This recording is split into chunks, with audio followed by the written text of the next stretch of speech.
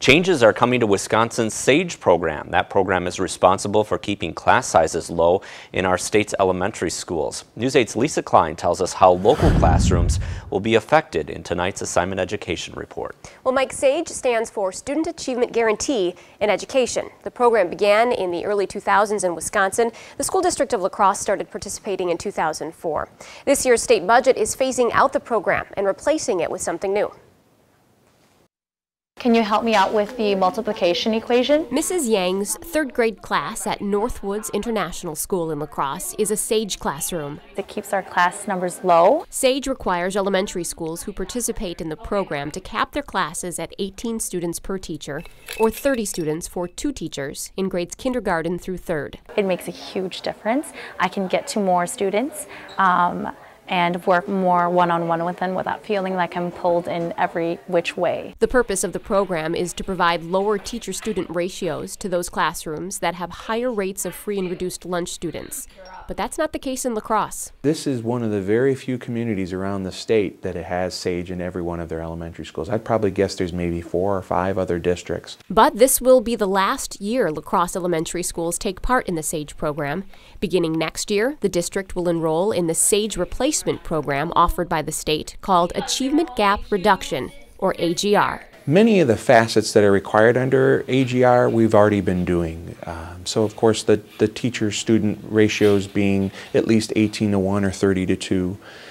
But then also we're a pretty progressive school district, so we've already had instructional coaches in our classrooms.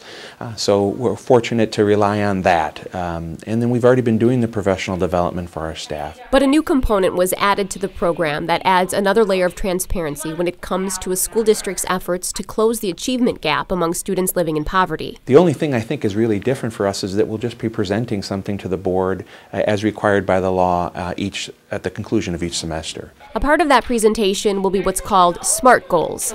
These goals are also a part of the new AGR program and are intended to increase achievement among students living in poverty, so they are performing at the same level as the rest of the student population. This is an expensive endeavor on the legislators' part, so I can appreciate why they feel as though, we need to bring in that piece to the board and we need to have the goals. It's been happening all along in this district, so it's not something that's new, but to the point that you made, to make it more transparent to folks, absolutely, we need to be held accountable. But when it comes to the classroom, children and teachers shouldn't see any changes. We're going to move on to number 7 now, right? I don't think there will be a huge difference because I think we're working so hard already to help close that gap.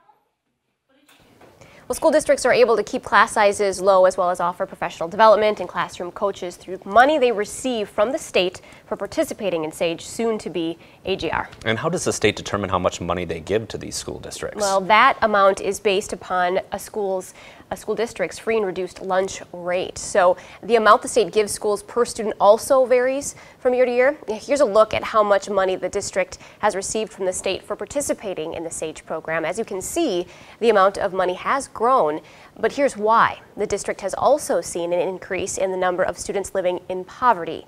These numbers are reflective, again, of the district's free and reduced lunch rate. Okay, thanks a lot, Lisa.